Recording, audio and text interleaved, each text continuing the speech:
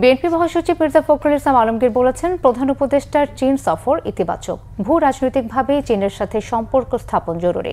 BNP চেয়ারপারসনের গুলশান কার্যালয়ে রবিবার সাংবাদিকদের সঙ্গে মতবিনিময় করেন দলের মহাসচিব। এ সময় সাংবাদিকদের এক প্রশ্নের জবাবে মির্জা ফখরুল বলেন, নিজেদের স্বার্থেই চীন, ভারত, পাকিস্তান, মিয়ানমারের মতো দেশগুলোর সাথে সুসম্পর্ক রাখতে হবে। তিনি আরও বলেন, ডিসেম্বর থেকে জুনের নির্বাচন প্রধান উপদেষ্টার এমন বক্তব্য হতাশাজনক। গণতন্ত্রের শত্রুকে ভারতে বসিয়ে রেখে নির্বাচন পেছালে তা আরও বেশি সংকট তৈরি করবে। তিনি বলেন, বর্তমানে বাংলাদেশের যে অবস্থা তাতে নির্বাচনও জরুরি। কয়েকজন উপদেষ্টার বক্তব্যে হতাশা জানিয়ে মির্জা ফখরুল বলেন, তাদের নিরপেক্ষতা প্রশ্নের মুখে পড়বে। তবে বিষয়গুলো এখনো আমলে নিতে চায় না বিএনপি। বেগম খালেদা জিয়ার শারীরিক অবস্থা আগের চেয়ে ভালো বলেও জানান মির্জা ফখরুল।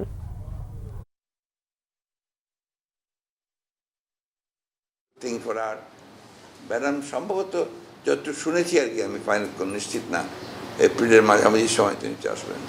আমি এটাকে খুব ভালোভাবে দেখি, ইতিবাচকভাবে দেখি, কারণ ভূ রাজনৈতিকভাবে চীনের সঙ্গে সম্পর্ক তৈরি করা এটা আমাদের খুব প্রয়োজন। আমার যে গণতন্ত্রের শত্রু তাকে ভারতবর্ষে বসিয়ে রেখে আমি আপনার নির্বাচনটাকে পেছাবো, এটা আরও বেশি সংকট তৈরি করবে বলে আমার মনে হয়।